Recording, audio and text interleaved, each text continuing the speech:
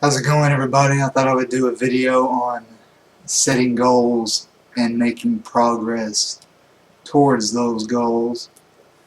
But first of all, I would like to do a quick summation of my previous video that had to deal with people who try to pull you down from the goals you set and the dreams that you set for yourself. Some people try to squash the dreams that you have. Not really sure why their motives are for doing so. Maybe because they themselves have had their own goals and dreams squashed or brought down by somebody else, and subconsciously they're trying to bring you back down to their level or with them, and they don't want to see you winning, right?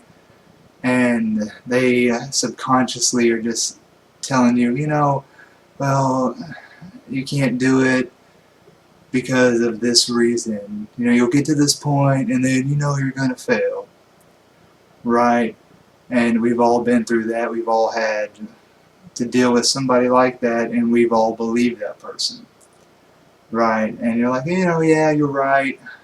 I'll just save myself the time and the effort and not go through all that. Whereas if you would have tried, you may have succeeded. You might have gone through with it, and you might have won. And you might have taken them with you. So, the key important factor to this is doing such things are out of your comfort zone. Walking into a gym may be out of your comfort zone, or jogging, going outside, doing all this stuff, sweating, might be outside of your comfort zone, but you have to try to get comfortable with being uncomfortable. It's a little bit difficult, but the mental aspect of it is to tell yourself that you can, right? You are what you think. Similarly to you are what you eat. You are what you think. You are the product of the thoughts that go through your head. You can only have one conscious thought at a time, right? I can have several subconscious thoughts, but only one conscious thought at a time. So if I'm telling myself I'm a loser and I can't do something, then I'm a loser who can't do something. The man who says he can and the man who says he can't are both right. Right? So instead of using the word can't in your daily vocabulary, just try omitting it altogether and replacing it with the words I can and I will. I don't even use the word try. I'm trying. I can't I can't I can't think of a reason to use the word trying. Hey Nathan, why don't you do this? I'll try. Seems like a cop out, right? It's my way of saying I ain't gonna get to it. I ain't gonna do it, but I'm gonna tell you I'll try so that you get off my back. Seems like a cop out. Where if I say I'll do it, I told that person I'll do it. I told myself I'll do it. I feel empowered by saying I'll do it. There's a psychological or philosophical law called the law of concentration, which states that if you imagine something or think of something strong enough and can see it clear enough, then you can make it happen eventually with enough visualization and thought put behind it. Now I happen to walk into the living room. My wife was listening to a Ron Dial YouTube video. He's a YouTuber who is discussing this on his YouTube channel. Really good YouTuber. You should check him out. And he used the example of a professional archer. If you were to take 100 shots with a bow and arrow against a professional archer, he's likely to just beat you every time. Whereas if you were to blindfold this archer, spin him around, and where you can't see anything, you don't know where he's shooting, then you'll probably come closer to the board than he will, right? So the more clearly that you can see a goal, the closer you are to it. So you set a goal and you think about it, you concentrate on it. The more clearly you can see it, the closer you are to it. If you can see it really clearly right now, then chances are you already have the tools within yourself to make it happen. You just have to do it.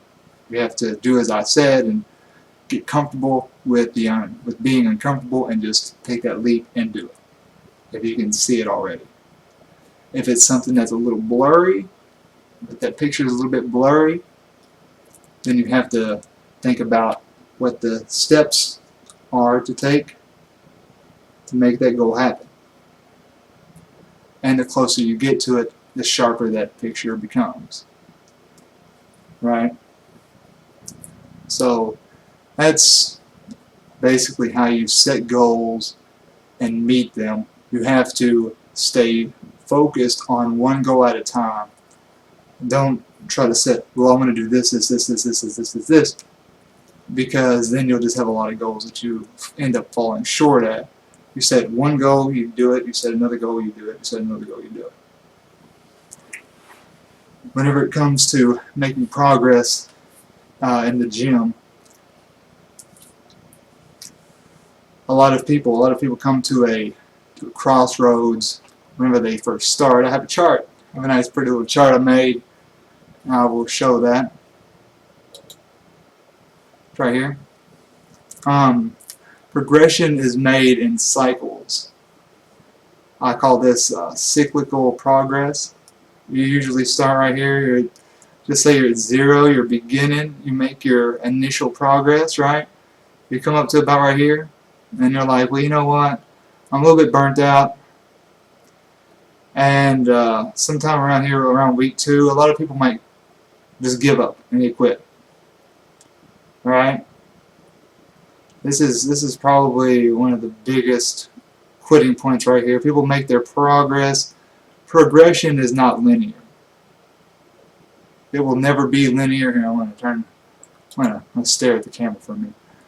Progression is never linear for anyone, unless you're an alien. In which case, you're not human. So, progression might be linear. Okay.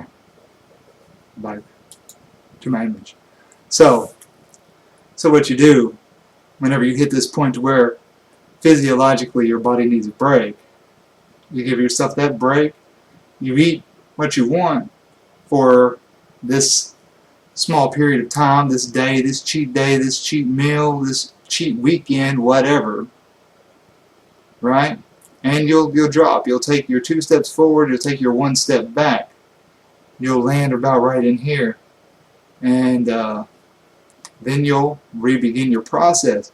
Now, whenever you re-begin your process, your slope will be a little bit greater because you've learned from your first foray at working out. So your slope will be a little bit greater. You'll make progress a little bit faster. You'll be a little bit stronger, right? And you make your progress up to a certain point. You burn out again, and then you take another step back. But this time, where you took your step back, you're ahead of your previous peak. It's generally like this. And then whenever you pick up again, your slope is even a little bit greater because you've gained knowledge from now having 2 cycles of working out and taking a break, working out, taking a break. And each time you learn something new, you learn what you like, you learn what you don't like, and you become better, you become more efficient at doing what you're doing, and you make faster progress, and you just learn more and become a wiser person in the gym. It just happens. You do the thing, and you have the power. Sort of Ralph Waldo Emerson quote: "Do the thing and have the power." Doubt is going to be there, right? Like you're gonna doubt yourself. You're gonna go through these times where you're like, man, I just don't feel like it. I doubt I can do it. Right? It's gonna crawl into your head. It's gonna happen. But whenever you express the courage and take the steps necessary to do what you need to do, then the doubt and the fear gets out of the way, and you get the job done, and you feel fantastic about yourself for it. And that's all I have for this time. Next time, my next video, I'm going to discuss success and my definition of it, and various definitions of it, but basically my definition of success. So thanks for listening, and I'll see you next time.